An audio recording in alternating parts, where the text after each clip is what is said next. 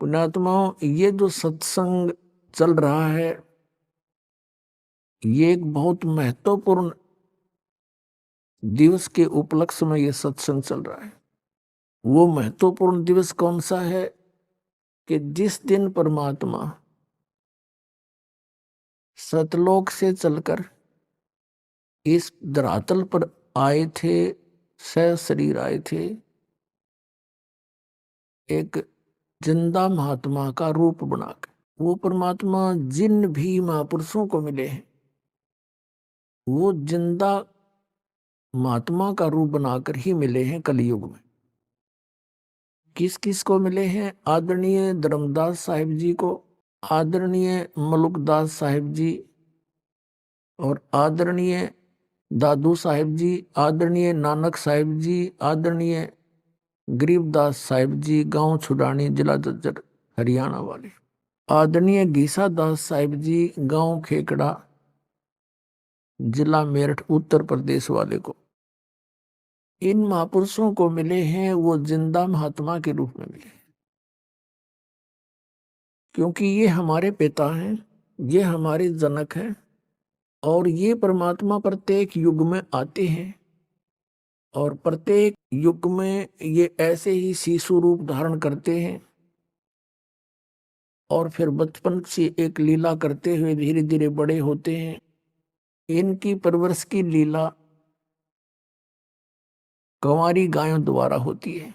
ये वेद भी प्रमाण देते हैं और उस परमात्मा की लीला जो उन्होंने की है वो एज इट इज है, जो आज वेद गवाही दे रहे हैं। जैसे कि ये समागम चल रहा है फाल्गुन उतरते की द्वादशी को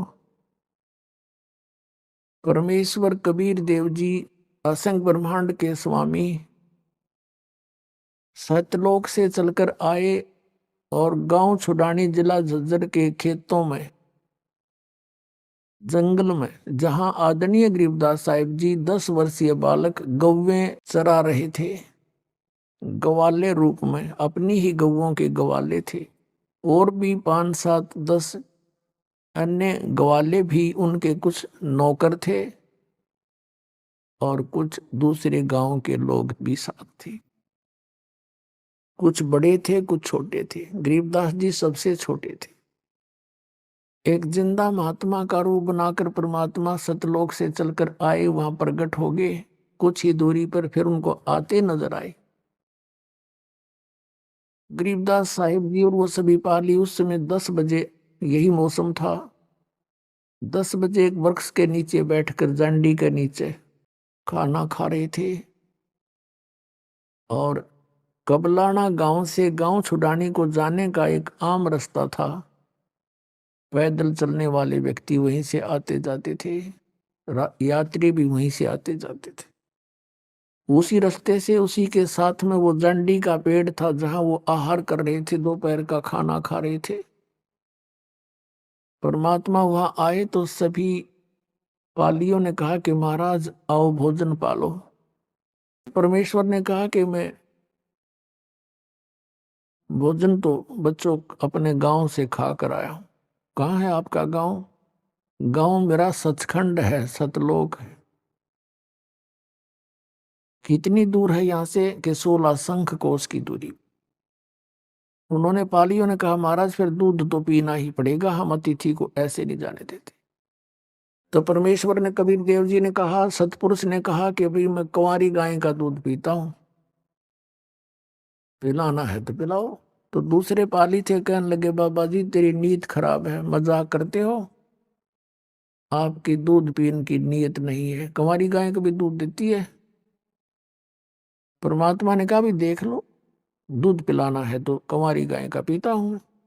गरीबदास जी उठे, 10 वर्षीय बालक, और लाए एक गऊ पकड़ के, बछिया 1.5 वर्ष की, और ला के खड़ी कर दी कि महाराज देखियो इसको बच्चा तो है भी नहीं, दूध कैसे देगी है?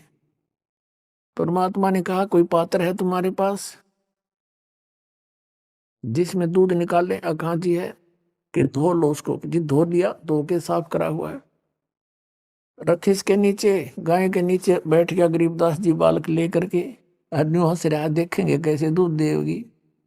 परमात्मा कबीर जी ने, सतपुरुष ने, सबकी मारी गऊ के पीठ पर सतन लंबे लंबे हो गए, दूध की धार बंध गई और वो पात्र भर दिया।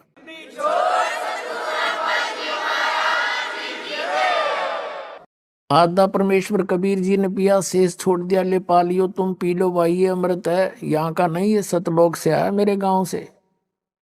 अब वो क्या जाने इस बात को, वो तो उनको एक यात्री समझ रहे थे, संत समझ रहे थे, राह चलता महात्मा।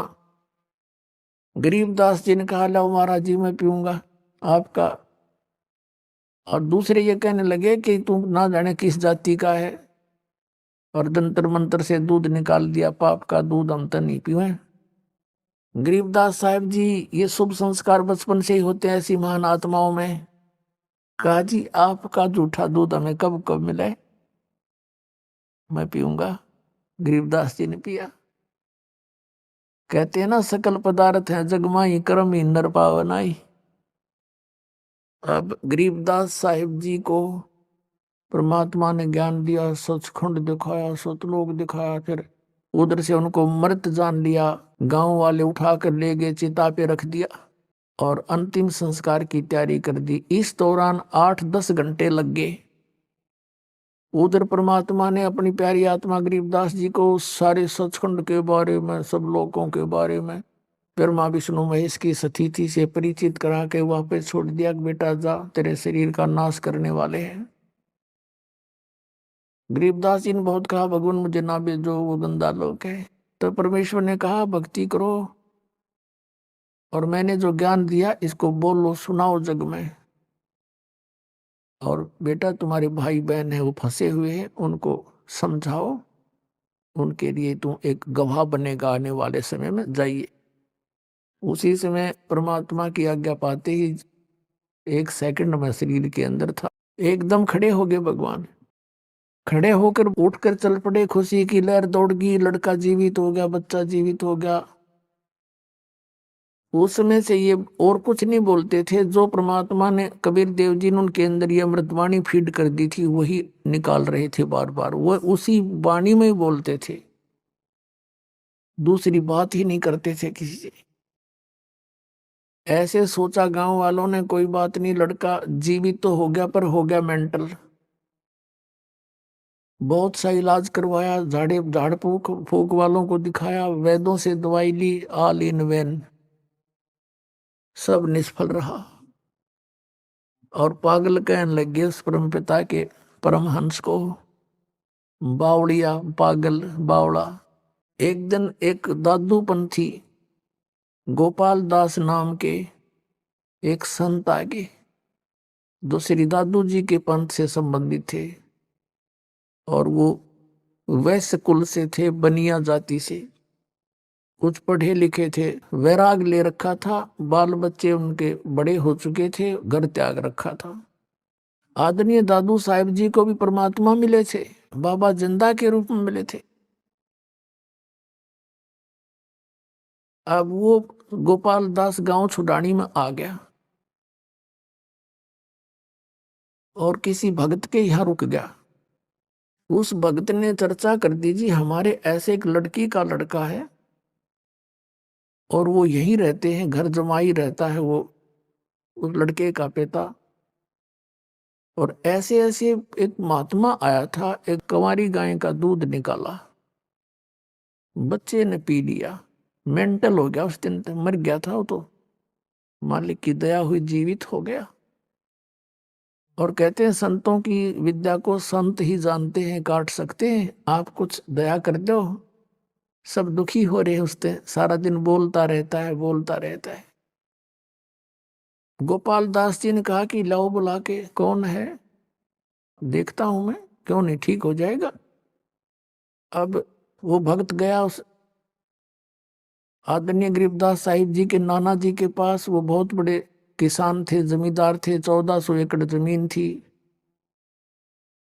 उनके साथ 5-7 बुजुर्ग से गांव के ओर आ गए, बच्चे को साथ ले आए, गोपाल दास महात्मा के पास खड़ा कर दिया।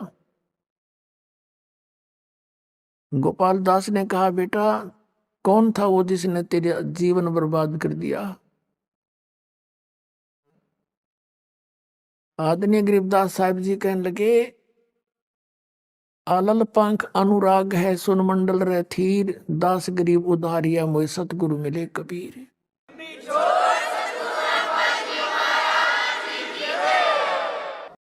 और आप कहते हो मेरा जीवन बर्बाद कर दिया, मुझे तो आबाद कर दिया।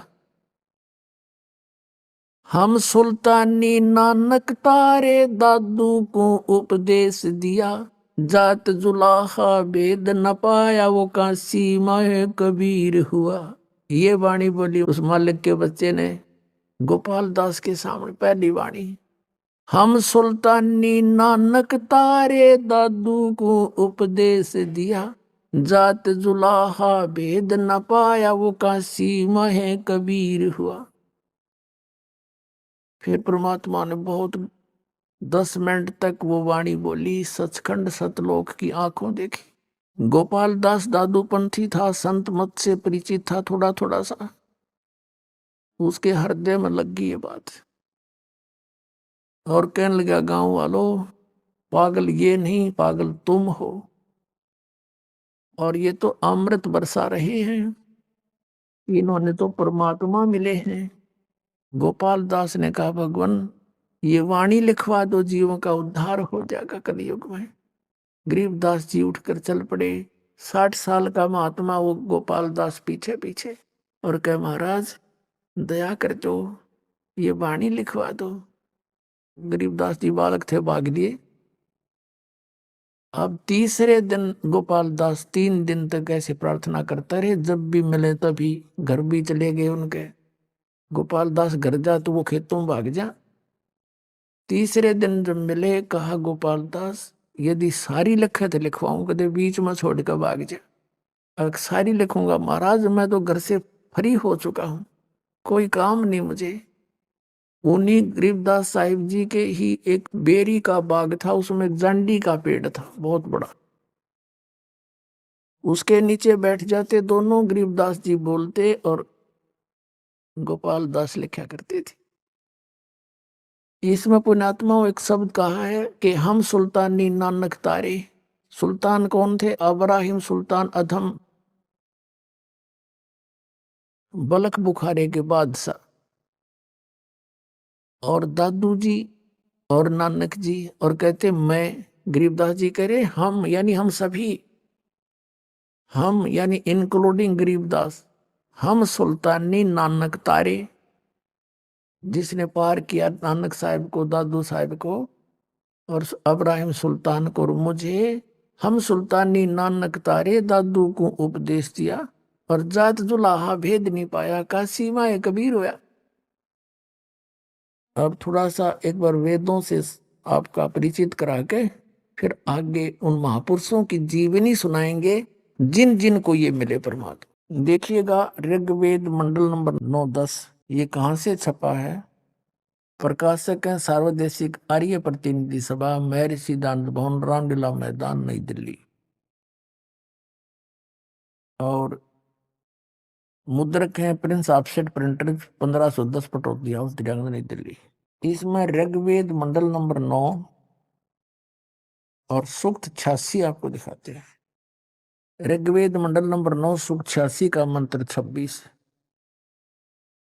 इसमें क्या कहा कि यज्ञ करने वाले यजमानों के लिए परमात्मा, यज्ञ माने धार्मिक अनुष्ठान यानी भक्ति करने वाले यजमान माने भक्तों के लिए परमात्मा सब रास्तों को सुगम करता हुआ उनके विघ्नों को मर्दन करता है, और उनको पवित्र करता हुआ अपने रूप को सरल करता हुआ। अब परमात्मा का सतलोक में जो रूप है, मनुष्य सदृश है, करोड़ सूर्य करोड़ चंद्रमा मिला दे, एक रोमकूप की शोभा इतनी है।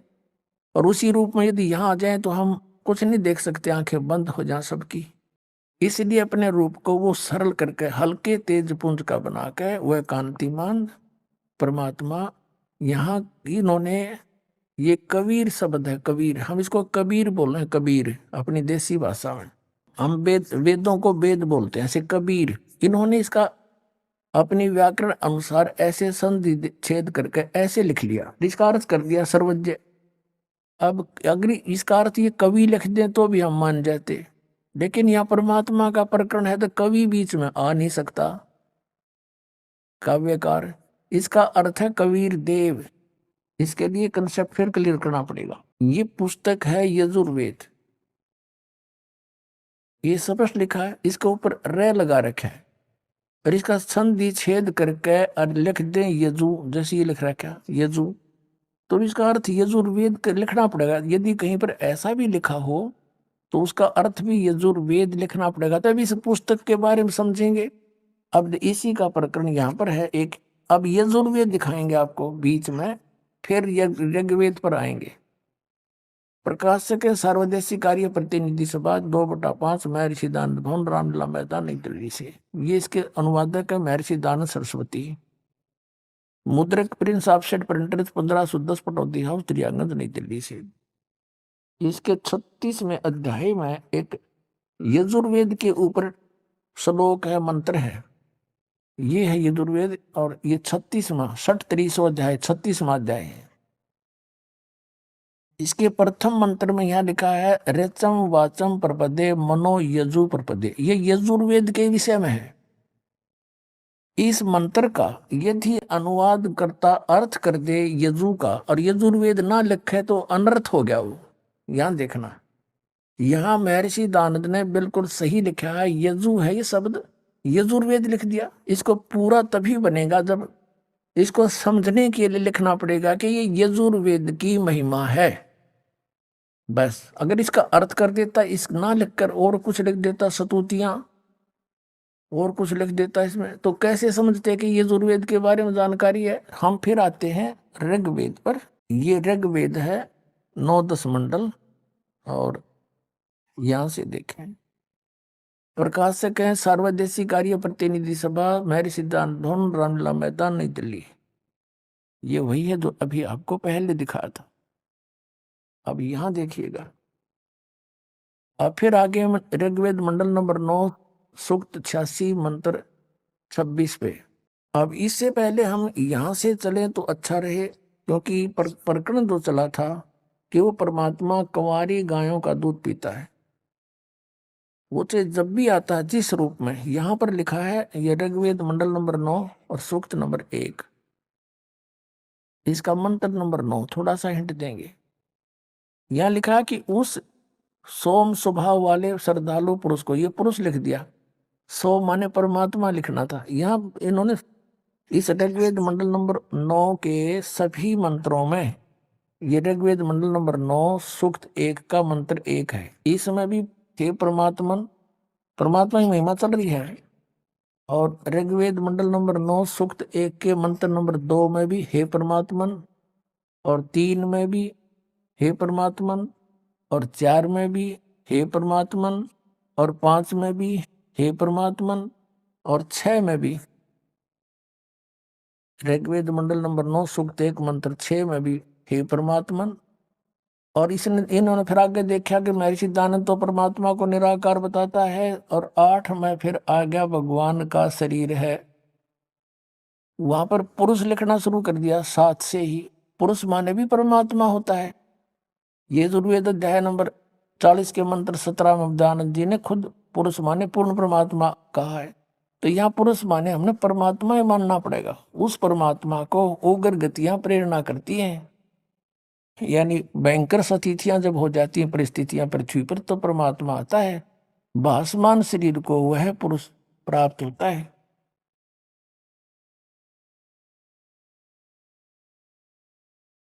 जिसमें 3 प्रकार से दूसरों को वारण करने वाला मधु में शरीर मिलता है, वो परमात्मा। अब हम इस 9 में पाएंगे, इससे सिद्ध हो गया कि परमात्मा सह शरीर है।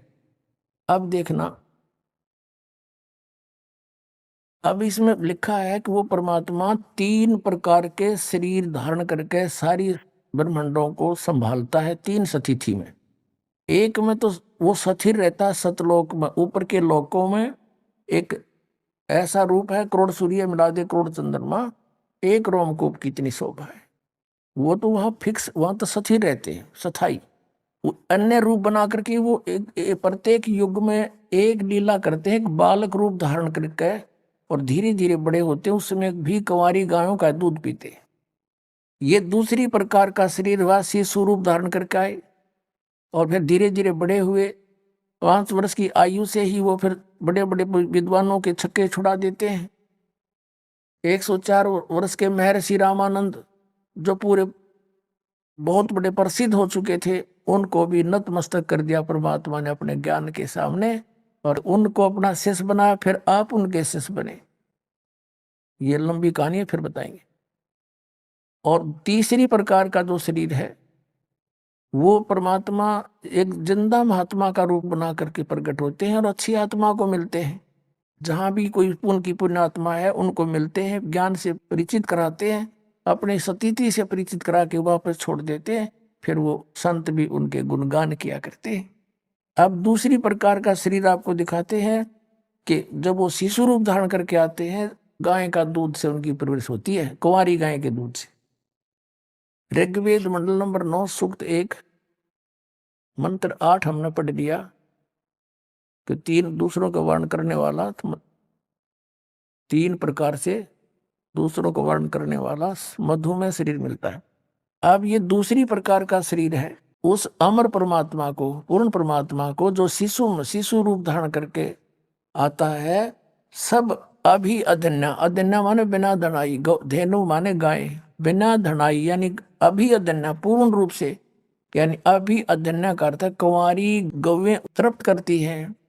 दूसरे शब्दों में ऐसा समझे कि उस परमेश्वर को जो शिशु रूप धारण करके आता है, कुंवारी गायों से उसकी परवरिश होती है, उसको तृप्त करती है।